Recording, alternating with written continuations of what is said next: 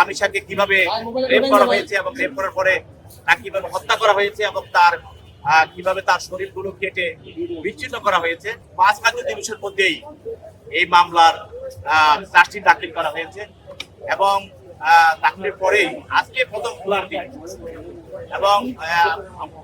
ঈদের পবিত্র ঈদের পরেই আজকে প্রথম ঈদের অফিস খোলার দিন।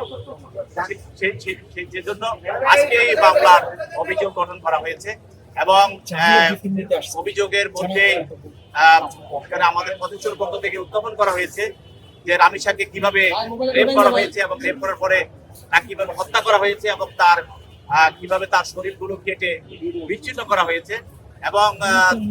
কিভাবে তার স্ত্রী তাকে সহায়তা করেছে এবং পরবর্তীতে এই হত্যা এবং রেপ এটাকে মুছে ফেলার জন্য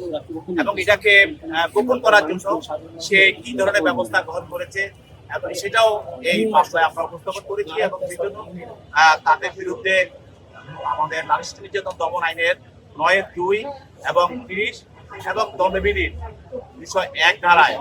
তাদের বিরুদ্ধে চার্জ করতে হয় এবং আগামীকাল সাক্ষীর জন্য আছে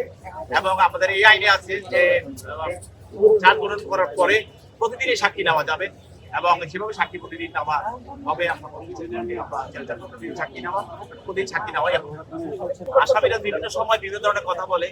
যে আদালতে অনুকম্প পাওয়ার জন্য এবং মামলার নথিভিত্তিকে বিভিন্ন ধরনের প্রবাহিত করার জন্য অনেক সময় আসামিকে কিন্তু এটা দর্শকের বিষয় নয়। আসামিকে আপনাদের আইনজীবীরা এই ধরনের স্টেট ডিফেন্স ছিলেন, এই ধরনের কোনো